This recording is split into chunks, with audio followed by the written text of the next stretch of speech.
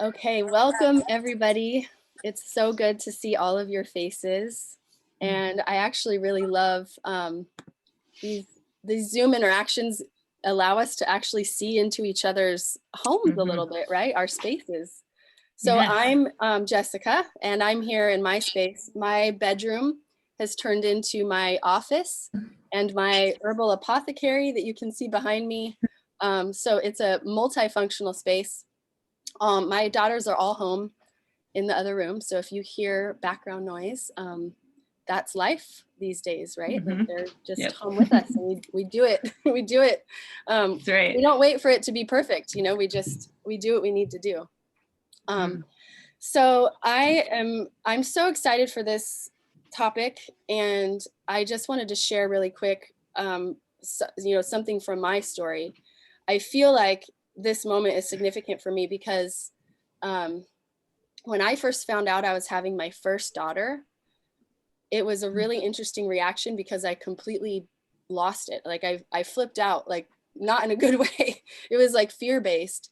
And if I look back and try to like put together what I was feeling in those moments, it really was this sense of like, oh my gosh, I have no idea what to do around this topic of sexuality and our daughters, and how do I guide a daughter into her, a healthy sense of herself, her sexuality. I didn't have the language for it at that point because it wasn't something that was like online for me necessarily. But I know that at that point, that was when my work began, understanding my own sexual story in a way that I could pass on to my daughters, because I knew right then that what I wanted to give them was something coherent, something true, something that they could understand and not, be trying to like grapple with and deconstruct into their 30s. And so that moment kind of exploded with all of those things happening under the surface for me. And so fast forward to a space like this where we get to have an open conversation with my friend Cherie, who is a sex therapist who is bringing her expertise to this, is just such a gift, because we get to choose how we move forward in this conversation with our daughters, and then we get to mindfully intentionally create this idea of sexual legacy. So thank you guys for showing up for this conversation and being present for this. This is really important. Hey Jessica, just 1 second. There's like Yeah. some background noise. Can those Oh, not okay. go on Thank mute? you. That'd be amazing. Thank Yep. you. Thanks for telling me. Let me just mute everybody here. Or if you can mute, if you're on and can mute, that would be great. But I think I can mute everybody. Give me just a second. Okay. Is that better? Thumbs up. Okay, so real quick before we dive into our topics, I want to talk just a little bit about what to expect for our time together. We're going to spend the next probably 30 to 40 minutes talking about sexual legacy and some real practical ways that can look moving forward, the 3 topics that I sent out. And then at the and if things are coming up and you have some questions coming up as we go ahead and pop those into the chat, and Cherie and I are going to be checking that and weaving those questions into our conversation. And then after that, I'm super excited to get to tell you a little bit about the course that Cherie and I created together around sexual legacy that is launching today. And we're super, super excited to bring this to the world. And I'll tell you a little bit about that at the end. And then we're going to have an open Q&A. So if there's something that is just lingering for you and you really want to talk about it, we'll keep the call to about 45 minutes, but we will stay on after for a Q&A. So I'm excited to hear what's coming up for you guys around this. So I'm so honored to introduce my co-creator in this project, Cherie Kott. And Cherie is a sex therapist in private practice, working with men and women and couples.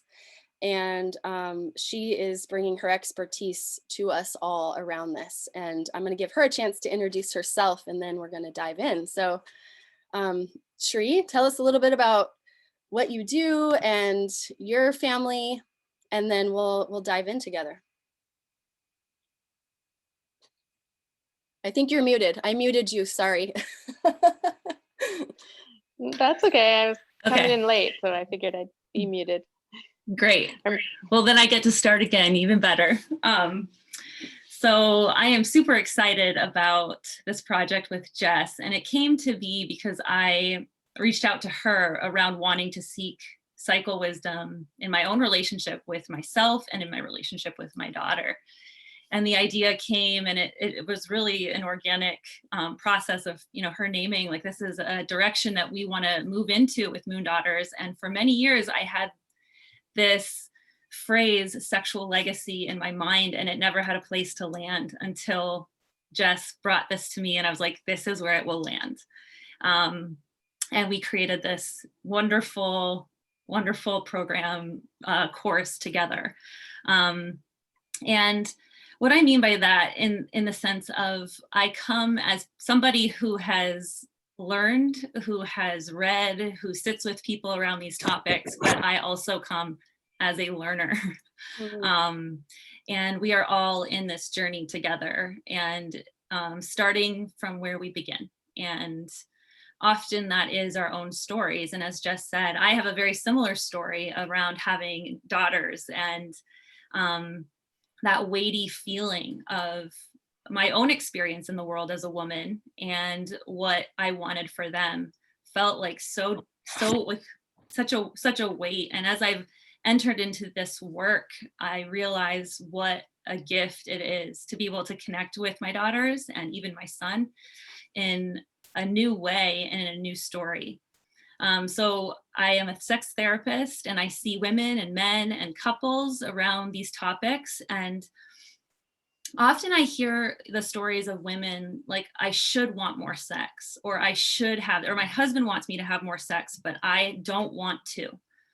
Pleasure has never been about me. Or, oh, I just have a little bit of pain in sex. That's pretty normal, right? And in that, I hear there's a dismissal of pain, there's a dismissal of emotion, of feeling, of their own value. And I hear people say, this is not the story I want for my children, and yet I don't know how to step into a new story. And that is why I believe so much in this work and in the work I continue to find myself in for my daughter, Evie, who is almost 13 this June. My son Jackson is 12, and then I have a daughter named Zara who is 9. We live in Milwaukee, and we just moved here this past summer from Seattle, Washington. So shout out to all my Seattle friends who are here, and so happy to see your faces and be part of this. Yeah, thanks, Sheree. So for you guys, for all of us listening, even as Sheree was sharing about her work, when you think about your sexual story, maybe you have not thought about that before, but when you think about that impacting your daughter and your daughter creating her sexual story, what is one word that comes up to you about that? And if you have something that has come up, just throw it in the chat. Just one word. If you can distill that down, what comes up for you when you think about this, when we begin a conversation about this?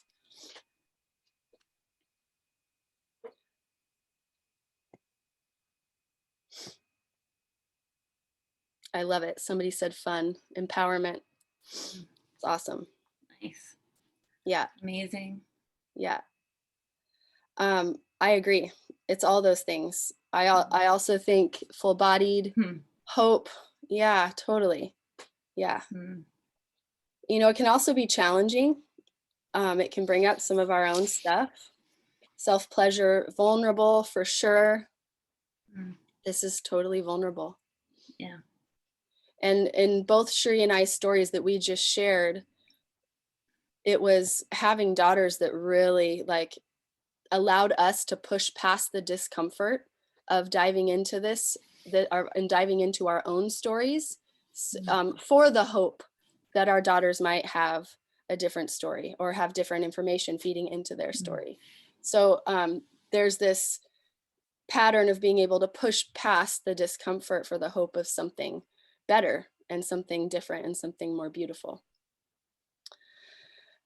So I want to jump into, before we get into some of the practicals, I want to jump into this question of how we got to this spot, because a lot of us are coming here going, okay, I mean, we all have very different stories, but there are some themes that I've seen with women that I've worked with and talked to, and that Cherie and I have discussed, and the themes tend to be in the area of some confusion, right? For women around sexuality, we have this pendulum between a super oversexed world, and then the pendulum can swing into cultural narratives and systems that have a lot of silence and shame embedded into them. So for me personally, confusion was probably the leading emotion. Like, wait, what is going on? What's happening here? And I want to talk for a little bit with Cherie first about how we got here as a culture, that the messages that are going into the formation of our sexuality and our daughter's sexuality are actually really confusing, because we need to understand that, how we got here, so that we can be mindful in how we choose to move forward.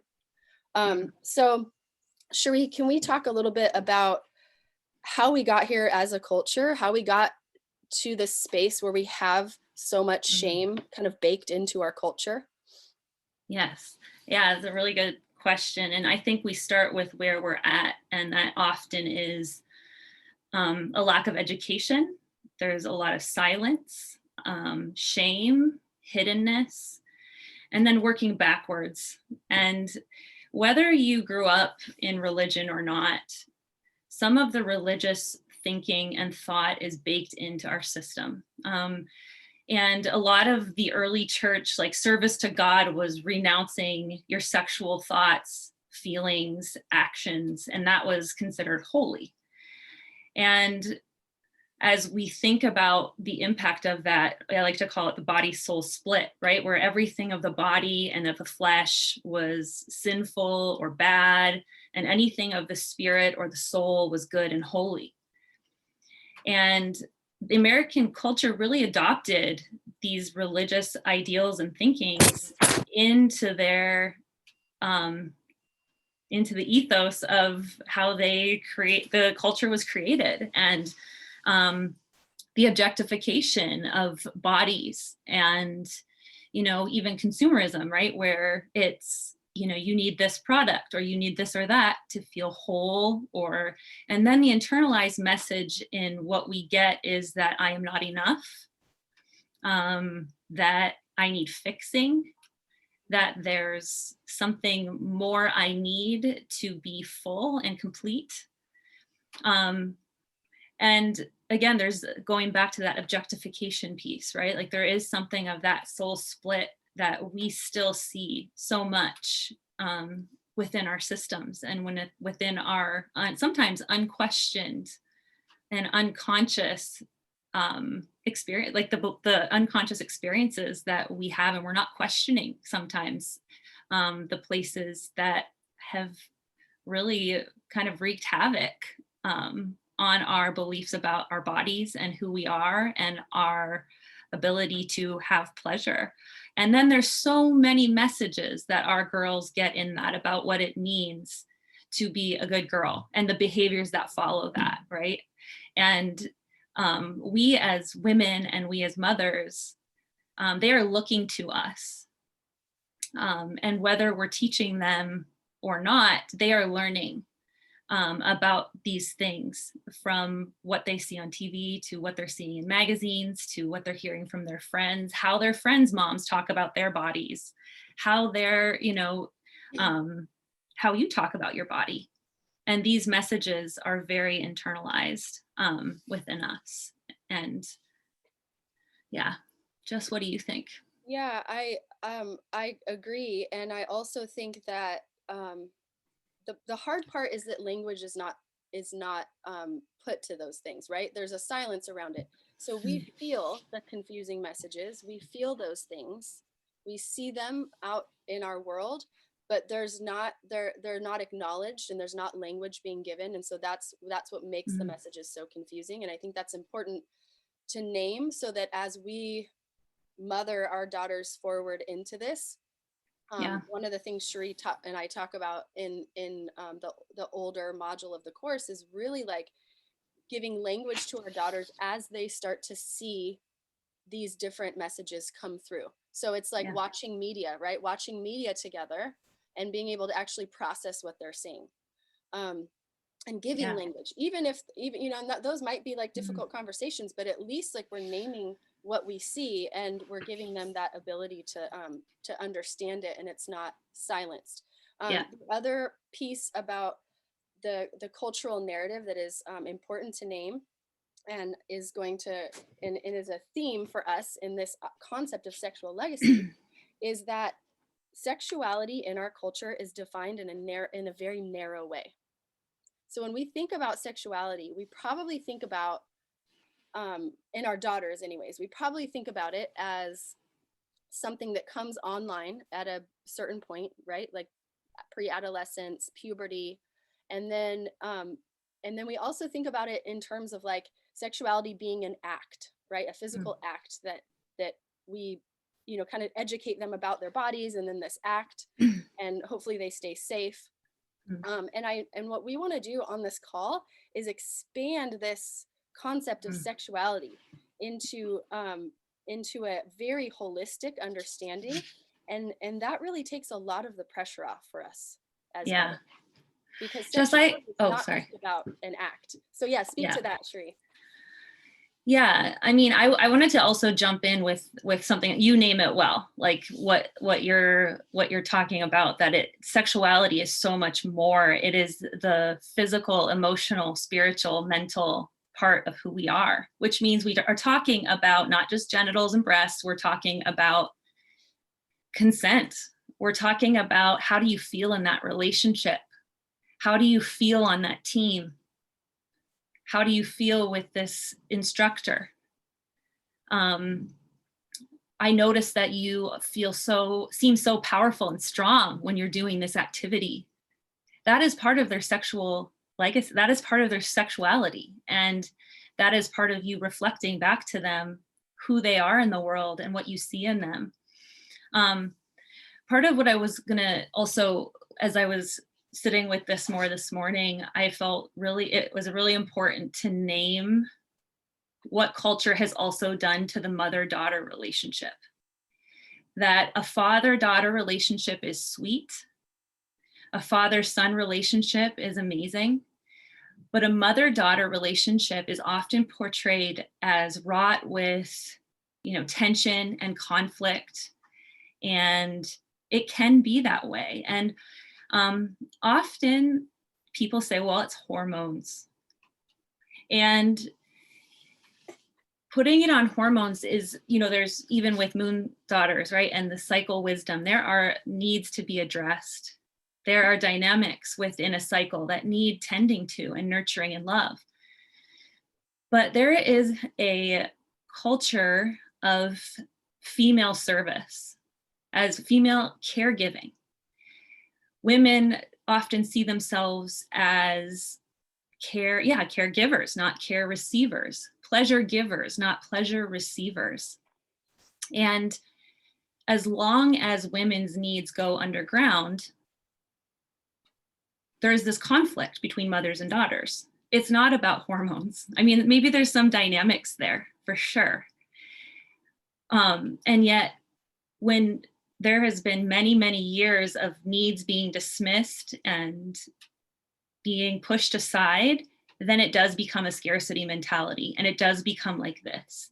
And it's often when, women don't acknowledge those needs and wants and desires that it becomes a conflict.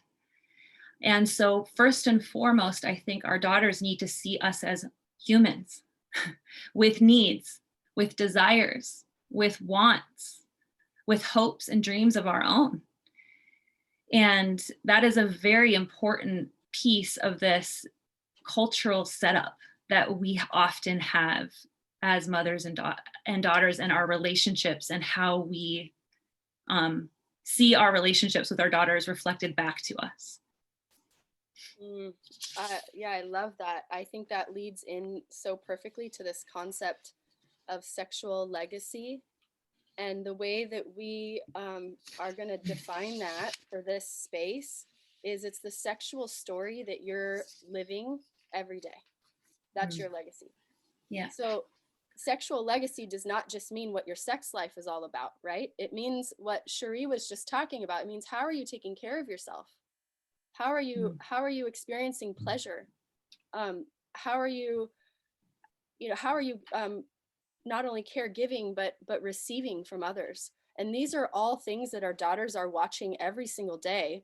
And they're integrating into their understanding of womanhood, of sexuality, of how to show up in the world with, femininity, what that all means. And they're processing that for themselves. And in that, they're creating their sexual story. So again, like expanding this idea of sexuality to these so many different other parts of our life, seeing sexuality as our bodies, our minds, our spirits, our hearts, and all of the different ways that our experience in life feeds into that.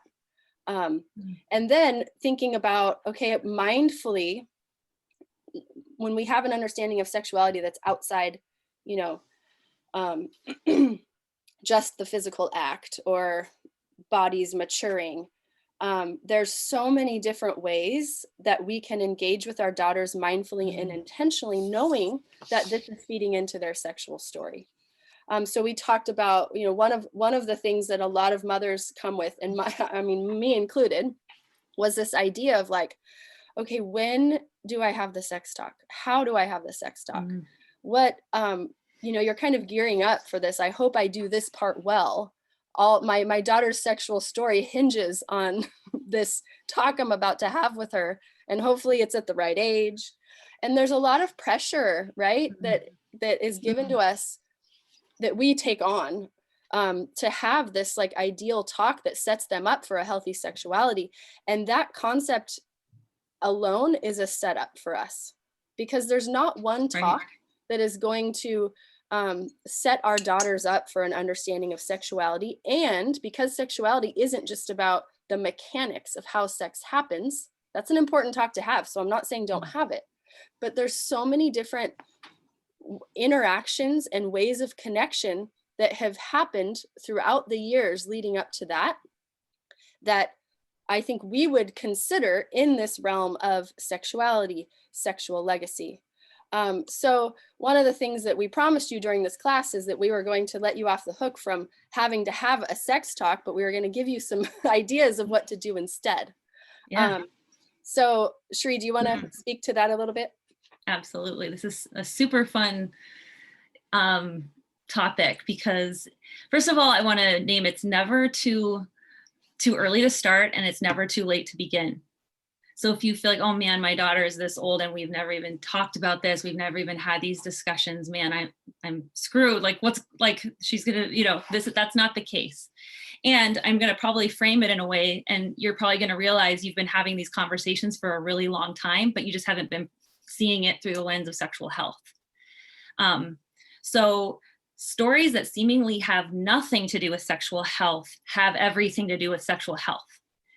Mom, you didn't say no, so I thought it was a yes. That doesn't mean it was a yes. I'm not talking to my kids about consent with a partner, but I'm teaching them about consent with a partner. The absence of a no does not mean a yes. My daughter was on a Zoom call with a friend, and the calls kept going in the same direction, and she wanted to play another game when her other friend wanted to play a different game. Well, Zara, did you talk to your friend about that? No. What would that be like to talk about? To say, hey, can we do what you want for 10 minutes and then do what I'd like for 10 minutes? Oh, yeah. I didn't even think about it. So she did that, and that's what happened the next day. Am I teaching her about exactly, explicitly sexual, a sexual encounter? No. But she knows that her voice and what she wants in a specific interaction with somebody is really important, and she can voice that. She can voice her wants and her needs. So when it comes to when your kids, even maybe they ask you something, and one of the things that is super important is to always respond with, I am so glad you asked me. I am so glad you came to me with that question. That says to them, you are a safe person to talk about these things with. Now, maybe you don't know the answer to that question. You say, I am so glad you asked. And how about later today, I'm going to look into that question and think about it a little more, and we talk about it after school. And honestly, some of these places are building blocks, right? So you will notice that these conversations become easier when you start, when you can have things to reference. It's like planting a seed, and then all of a sudden you have other things that you can reference. For example, the other night I woke up like in the middle of the night, and I had this moment of panic. My daughter is doing a ski bus right now, and so masking up, and the windows are open, and they're taking the bus to the ski hill. And I had this freak out moment, like she hasn't been going to school because of the pandemic, and she probably doesn't have her period emergency kit. And the reason I thought about it was because when I did this thing called Great Conversations at the Seattle hospital when she was 10, the woman talked about her story of getting her period for the first time on a ski hill. And like blood was coming through her ski pants. And it was, that was her first story. And so I said to Evie, I just said, hey, do you remember the story that teacher shared about forgetting or not having her period supplies and getting her period on the ski hill? I thought about that because you're going skiing. So we, are getting her little period pack together and making sure that she takes that on the bus. So in that moment, there's a building block, right? I can reference something else. Or if you have some experience that you've had with your daughter, maybe it was years ago that you didn't feel like went well, you can reference that again and say, hey, I've been thinking about that one thing I maybe said to you, and I might feel differently about that now. Can we talk about that? And it's about a lot of conversations, not just the conversation. And I think that perspective really does let you off the hook because time is in your favor. It's not about the pressure and obligation of that one talk, but it's little mini conversations over time. And honestly, that's really truly what your children's attention span might only be able to handle anyway. So sound little snippets here and there. Yeah. The concept of 100 1-minute conversations, right? Yes. They certainly are not going to have the attention span at like 12 to have a whole talk about like bodies and growing up. I mean, most kids, mine, no, my oldest is not going to be into that, but little snippets, 1-minute conversations are totally doable. And that builds, like Cherie's saying, up to the conversations that we do need to have eventually, right? In order to keep our daughters safe, we do want them to understand the mechanics of sexuality and sex. So it's not about not having that conversation, but it's about coming to that conversation with context and with all of these little building blocks that have built up to it. And then also, I would say in the flow of life, I'm really big about like, what can I do in the flow of what what life already is, right? Instead of adding a bunch of stuff or forcing it and creating awkward moments. So in the flow of life, when you have this perspective of like of sexuality being pretty expansive, there are so many opportunities to talk about it. Like, and then you have this perspective of, well, let me really follow my daughter's curiosity and my own intuition. So, I remember we were at Disneyland, and my oldest is very private about a lot of this stuff and wants to avoid any conversations. But my second daughter is open and kind of giggly about it more so. So we were at Disneyland standing outside the women's bathroom, and there was some wallpaper on the outside, and she was 9 at the time. She looked at it, she goes, "Mom, those look like vulvas." And it was just this like funny moment where we all giggled, and I was like, oh my gosh, it totally looks like vulvas. Like they totally have vulva wallpaper at Disneyland. And it was like a 5-second conversation, but it was a conversation that brought openness to a part of our, sexuality and bodies that can often be super hushed, and she feels enough, enough openness and confidence to like giggle about it with me. Mm-hmm. So it's going So back good. to their curiosity. And again, like Yeah. your response to Evie in that moment was not like your mom fear going, oh my gosh, make sure to put this in your backpack, right?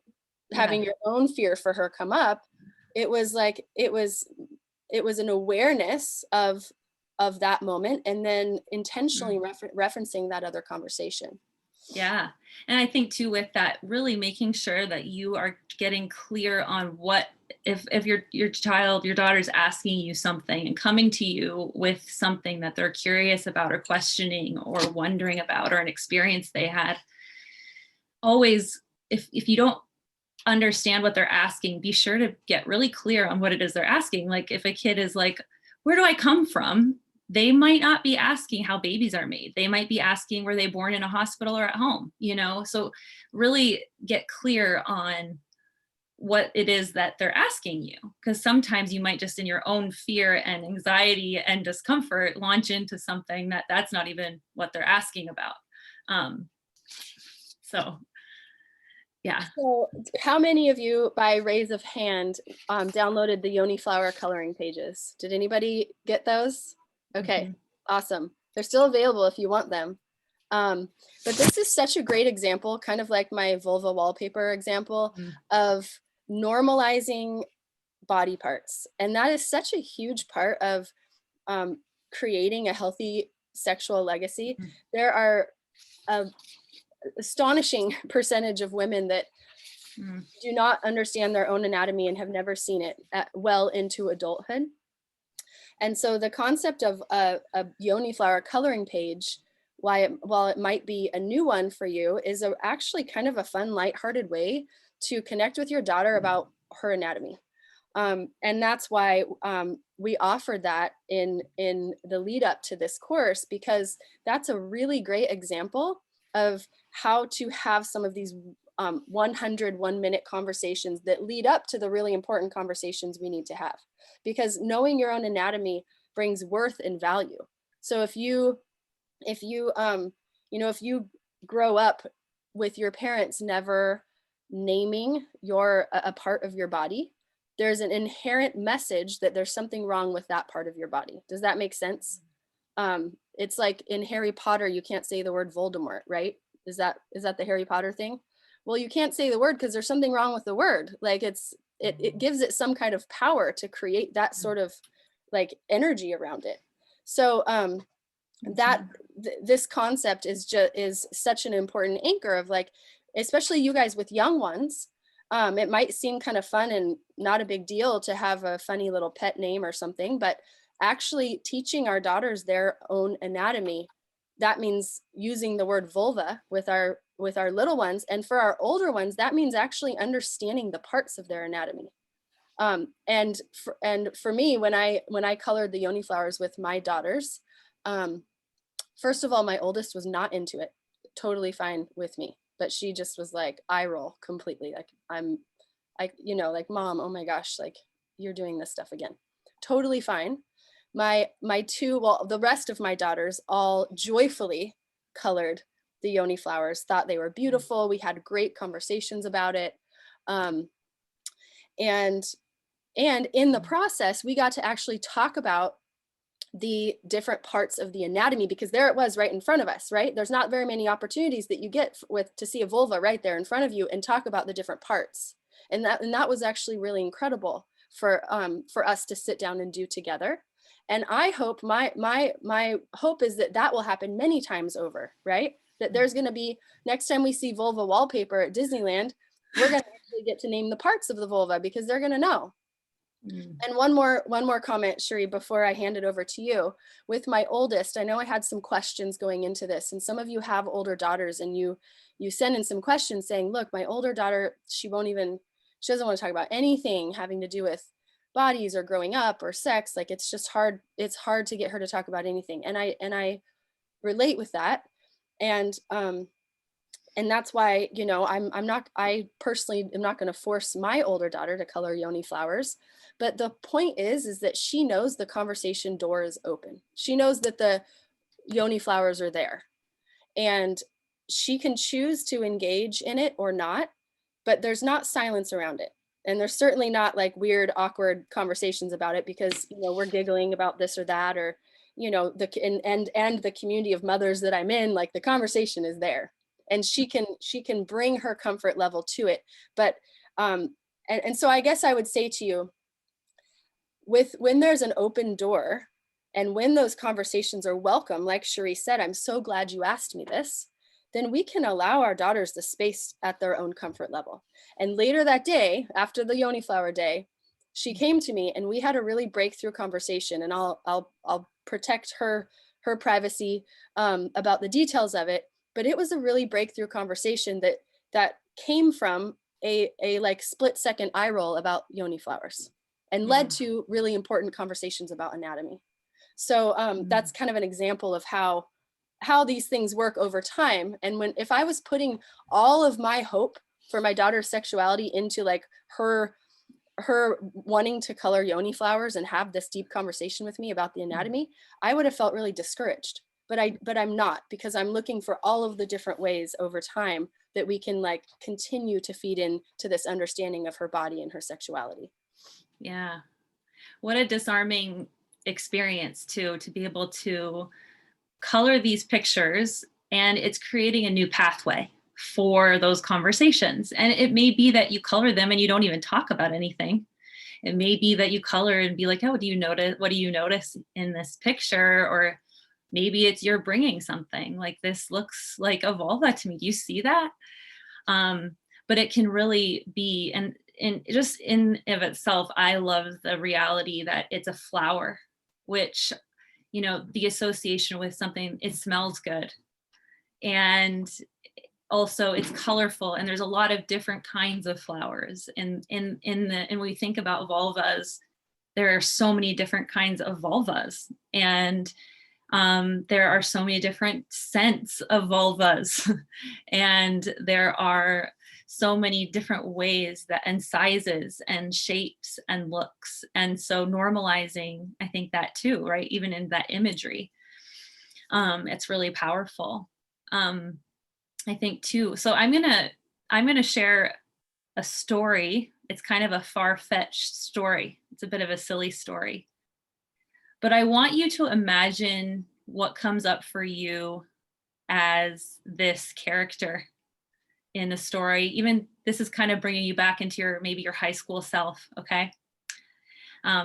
So get a little imaginative with me around this.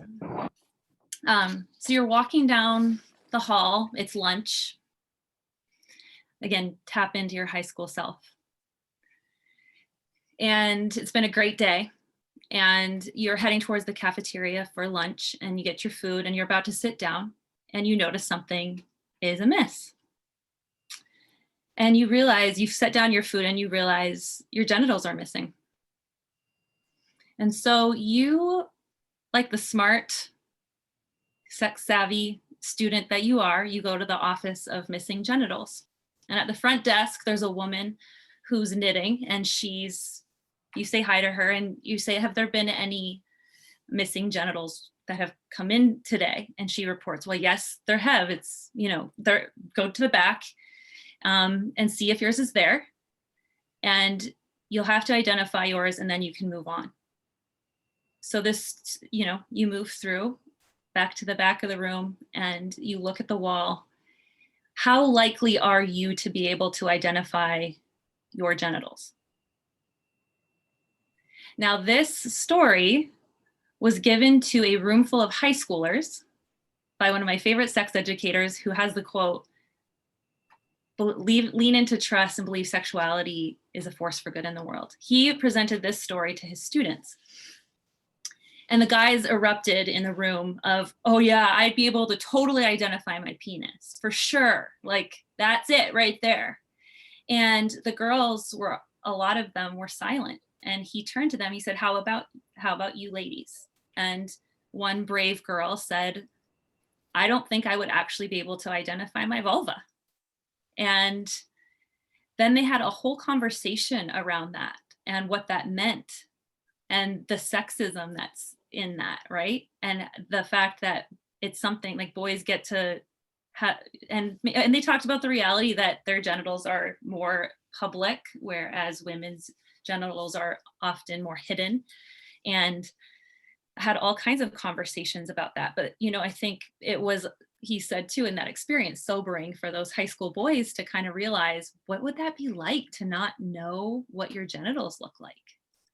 And this is the experience of so many of us. And it's not to be something to be ashamed of. It's because of the culture that we come from that says it's dirty or it's gross, smelly. And a lot of women have very negative relationships with their vulva. And again, I think if you're wanting to step into a new story with your daughter around her vulva, it often means that we need to step into these places in our own stories first before we can grow in the confidence to be able to have our daughters have those type of relationships too. Yeah. Wow. That's a powerful. So, yeah. Take a little deep breath. I would like to move in to, I know I see some raised hands, so I'd love to be able to know. Okay. So before we move in then to questions, I want to tell you guys a little bit about the course that we're launching today. This question around sexual story and how do we guide our daughters into a sexual story, as you can see, there's a lot to it, and it's an unfolding process for us. And so we created a course that actually is age specific, and it goes through the different developmental ages. So you might be here saying, hey, I have a 6-year-old, like, you know, maybe the high school stuff doesn't apply to my 6-year-old, but you know, based on their developmental phase, like how do I start some of these conversations? What kind of language can I use around that? I saw a question about using language in the chat, and we can get to that. But the idea is that we kind of, we go through culture and sexuality a little bit deeper, and then the rest of the course goes through by video lesson 2 to 5-year-olds, 6 to 9-year-olds, and 10 to 13-year-olds. So if you are wanting to go on this journey with us and continue to learn more about how to embrace this idea of sexual legacy yourself, how to go deeper yourself, like Cherie was just saying, so that the story that you're living out for your daughter every day is one that you're happy for her to see and to take on for herself in the ways that she might, we would love to invite you into that. And I'll be sending links out after this this class is over so that you can have access to that. And it's an early bird today and for the next week at $97. So, and the whole idea is that this is accessible, you guys. This is on your own, at your self-paced. It's not something that is going to take a ton of your time. And the biggest question I get is like, oh my gosh, like what is the time commitment for something like this? It can be done in a weekend, or it can be done, you know, over the course of a month, kind of whatever works in your flow. But this is a way to say like, yes, I want to push past the discomfort. I know that pushing through the discomfort of asking these questions about my own sexual story is worth it, so that I can create something for my daughter that is open and honest and connected. And Cherie, I love what you said earlier about mother-daughter connection. This time is characterized by such a disconnection, and so being able to kind of to take some of the like pressure away from this idea of sexuality as you push into an authentic relationship with her is such a relief, right? It's such an incredible opportunity. So I want to invite you all to that. I'd love to get to some of the questions that I missed earlier. Chelsea, did you still have a question? Your hand was up too. Hi, is that Chelsea or is that Regina? Hi, Regina. Do you have a question? Hi. I was curious if you could speak to the good girl image. Really fascinates me in terms of how that's portrayed early on, from Hollywood movies to stories and things like that. I'm not really sure what my question is, but I know that I sort of rebel against that. Like I resonate more with the legacy of exploring and adventure and being proud of that diverse past. And so I'm curious to see how we can relay that to our girls, not in a way that's like promiscuous, positive necessarily, but kind of showing them that it's healthy to explore, and that sexuality, like you said, beyond just the act itself, can extend to the 5 senses of sensuality, and that you can be manifesting that in different ways through all the senses. So the whole good girl, bad girl contrast in all its forms in media and in content is something that I'm sort of grappling with. Yeah. Sheree, do you want to speak to that? Yeah, I think, first of all, your daughter is lucky to have you in that explorative piece and being able to already, it sounds like, working on that part of your relationship with her and reflecting back to her the value in exploring. I think too, you know, there's so much of behavior that is associated with the good girl, or with purity, or with, you know, this is what, to be the quote unquote good girl, there's so many of the behaviors that follow. This is what it does mean, and this is what it doesn't mean to be a good girl, or to be, you know, and so much I think of that too is rooted in the obligation and the shoulds. And really with our daughters, so much of this is around of looking at sexuality in this way of the body, the mind, the heart, and the soul, is having a lot of conversations about values too, around what do you value about relationships? What do you value about other people? What do you value about yourself? And if that's your value, but it goes against, you know, what the gender norm is in our culture, how will you navigate through that? Or, and really helping our daughters too to sink deeper into in the confidence of who they are, not who they should be.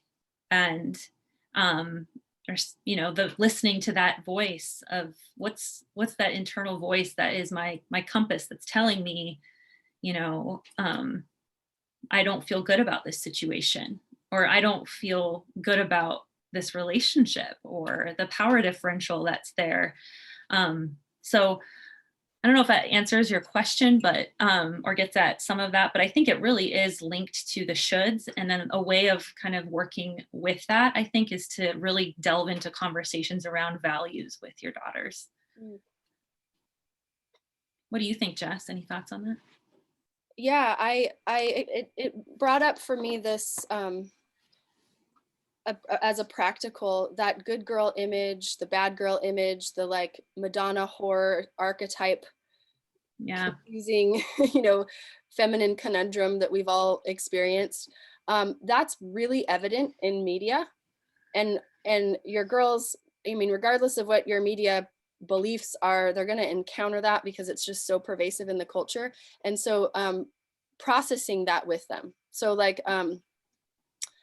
this might not be the best example of like the archetypes, but with my daughter, my oldest, and I watched Sisterhood of the Traveling Pants, and there's 4 girls in that movie, and they all sort of embody this different archetype.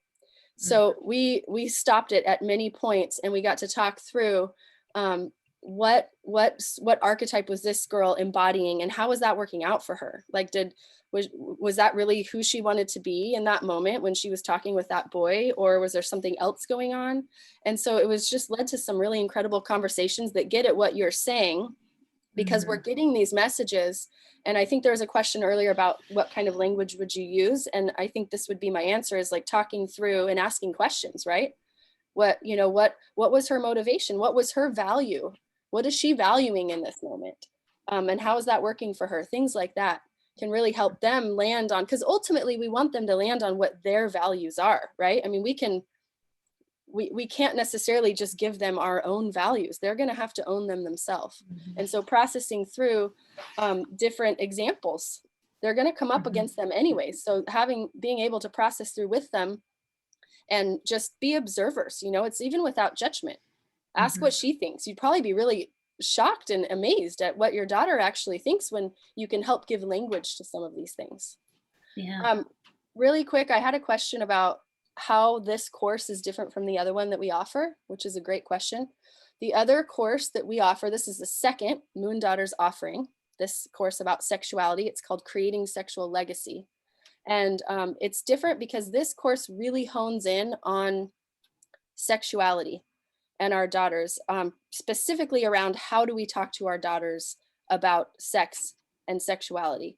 The other course is a kind of an in-depth dive into the feminine cycle. So the menstrual cycle, the cycle of archetypes, the basically relating our feminine experience and wisdom to the cyclical ways of being. So we touch on sexuality in that course, but this course is like the deep dive into how we actually practically navigate these questions you guys are all bringing. Like, how do we, you know, how do we have the sex talk? How do we, you know, if I have a 2 to 5 year old, how do I handle self-pleasuring in the bathtub? That was always a no for me. You know, there's a lot, sexuality, this is a big topic. And so we took this and really honed in so that we could give some practical guidance for you guys. And just a follow-up question, what if your daughters land in 2 different places, you know, can you? Yeah, the course, great question. The course comes with all the modules. So that's perfect. And I would also say, let's say you have an 8-year-old.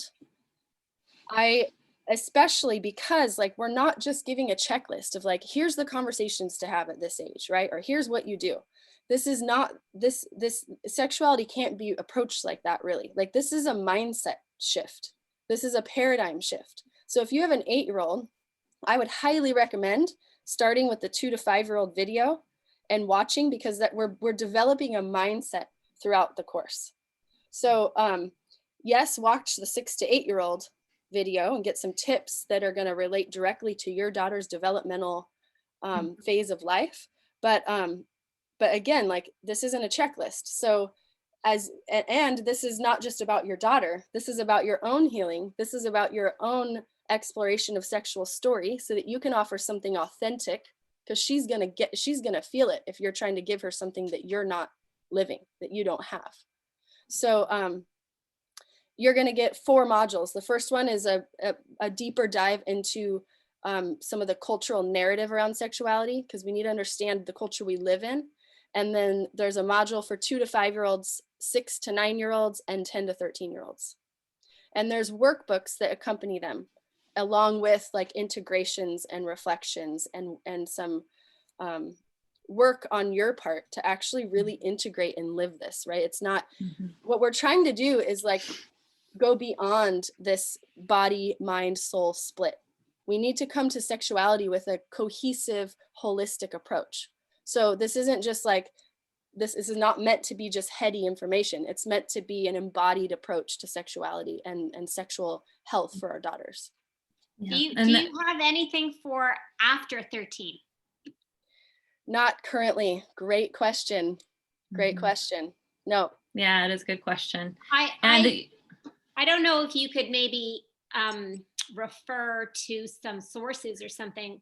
My daughter's 17, but she's not really. She's very young at heart. And, you know, my concerns are, you know, not just the normal course of sexuality and the legacy that you've been discussing here today, but specifically how has this pandemic and this sort of stunting of her socializing going to be affecting her in the future. She attended an all-girls school and sort of was looking forward to the next step to sort of begin her socialization with boys and starting to, you know, make friends and you know, she sort of, I guess, led a bit more of a bubbled life in terms of her sexuality. She developed very late in puberty. So everything was sort of delayed. And now she's, you know, she goes to school from the kitchen table. She doesn't have guy friends really. And like, I find the whole thing is getting more and more stunted. So I'm actually worried about how I'm going to make sure that when she does get back out into the real world, which will probably be, you know, at university, because she only has 1 year left of I guess Yeah. in Quebec we have CEGEP, whatever. I just think she's going to go crazy. And so I'm looking for resources for that. Any? Mhm. Yeah. Yeah, that's a good question. And I think you're tapping into something that probably a lot of people in this call can resonate with, not exactly specifically to your 17-year-old daughter, but I think I would resonate and say, yes, I am with you in that question. And what are the physical, emotional, spiritual, mental fallouts of this time where we have been isolated and so far from one another? And how will we come back to each other? How will we come back to, which I ask myself quite often for myself too. I feel like I've become a bit of a recluse, and, moving to a new place, it's like, oh, I have to actually probably make friends at some point. But I like right now, there's something of, I don't even know if I know how to do that because it feels so far off in so many ways. But I think you bring a really great question, and one that I think Jess and I can ponder on more too. I think how we can add that into to some of the resources that are offered within the modules of really connecting in this particular time of the pandemic. Yeah, and that reminds me to let you all know that at the accompanying resource for the course does have books and resources at the end of each of the workbooks. I don't know that any of them would be specific to the high school age, but they're going to be relevant. And I did want to mention Tina Shermer Sellers has a book coming out. She's a well-known sex therapist that actually is, you could probably speak to this more, Cherie, because you have the relationship with her, but it is all about this idea of like, guiding our daughters into a healthy sexuality. And I don't know how old that goes up to, but I wanted to mention. I want to say it actually is a little later, maybe like 18, like early, later. So that could be a great resource I'll include for that older. for you. Yeah. And Sherry, I have a quick question too. Wondering if you've seen a shift in how early or how different girls are approaching their sexuality with so much more of this media like infiltration that the girls are getting with the TikTok and the Instagram and this, like when we were growing up, we sort of had magazines and we sort of related to this picture perfect, ideal of what a woman should look like because all the models sort of had a certain body type, but now they're getting a much wider range, but they're also getting so much more of it. So do you feel like through your expertise and through how long you've been doing this, that the age of girls coming into a sense of sexuality is getting younger and younger? I think so. It's like right at their fingertips, right? Like even the other day, I asked my kids at the dinner table, like, did you see anything on your screen today that was confusing or that made you happy or that was really, that you learned from, or, it just started a conversation. They kind of stared at me for a second, like, what do you mean? You don't really ask the question like that but I wanted to open up like, yeah, I don't know all the ads and the things that are coming up on their reading things that they're getting from their teachers and whatnot. But I do think that the 24/7 porn, thing, when that came on the scene, when the internet basically came on the scene, it's right there. And I think that, when I said it's never too early to start, I have a friend that kind of joked, like when somebody says, like joking with her that when her friend was pregnant, that you should already start talking to their kid about sex. And she's like, I'm kind of not joking, actually. I mean, maybe some people think that's a little too early, but those conversations really can start really young. And I think, one of my, the Dutch in the Netherlands, they actually are a country that I really admire as it relates to their sexual health and their curriculum that they promote. And, teachers are trained on what to do if they find kids, exploring each other's genitals in class and how to handle that, because often, even these are the stories I hear in my office. When the adult came with the shaming response was when I knew that this was not to be talked about.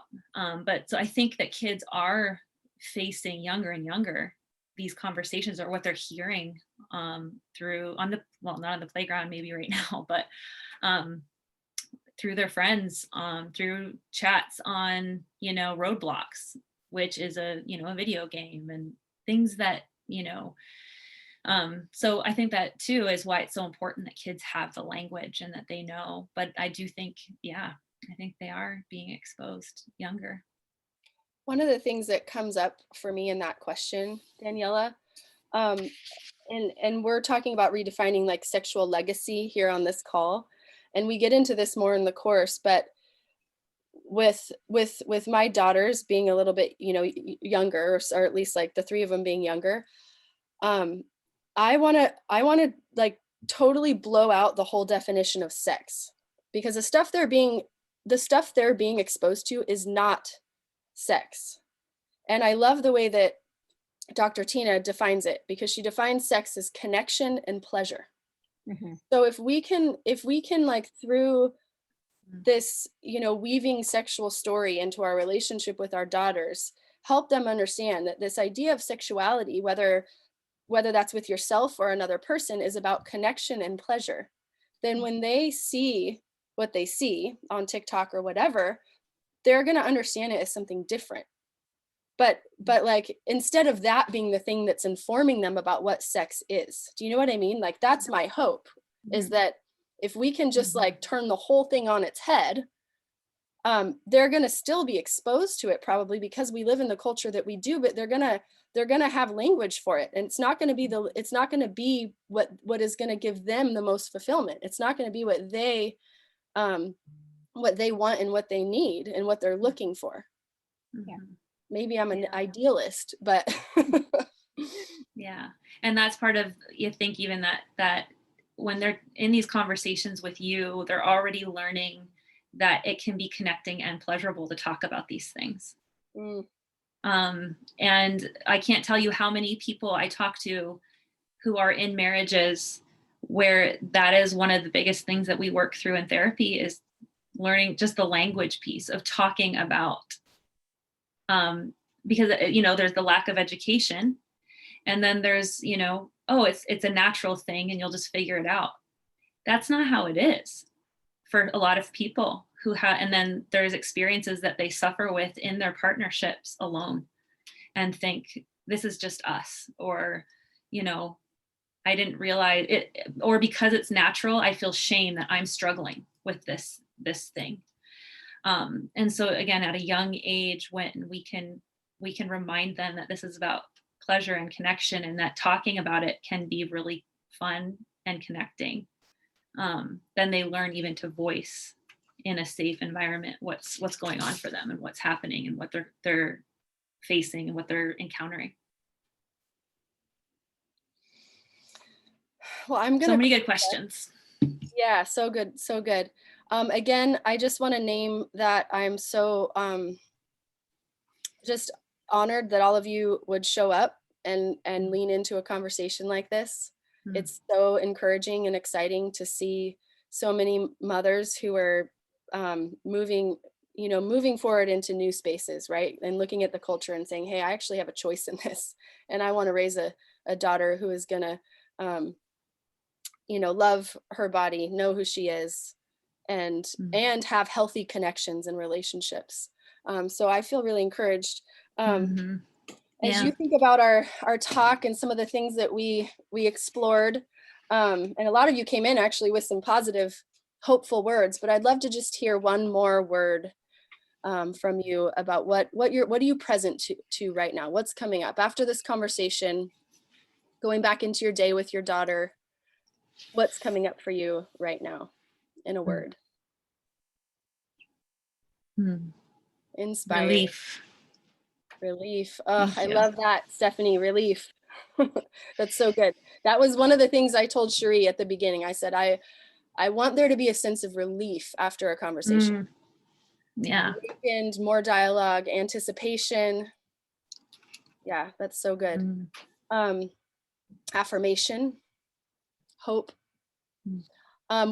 All that is true. There is a different story, and we get to be the ones to guide them into it. And it is fun, and it is exciting, and it is connecting, and it is not something to be feared. And and really quick, I'll end with just saying that as I've like pushed into my edges on this conversation, like for my daughters, right? It was for them that I actually like went down this like inner work hole. It took that. It has been so healing for me and awakened so many different parts of my experience as a woman, as a mother, as a partner. And so I'm excited for you on this journey, and we want to support you. So the other thing about this course is that we have a Facebook group where we can connect and we can be in dialogue about this, and we can continue questions. And I would love to be able to support you in that way. So you can find the link on moondaughters.com. It's right there on the homepage. You can also go to my Instagram bio and find it there. And I hope to see you on this journey. Thank you all so much. Thank you. And showing up.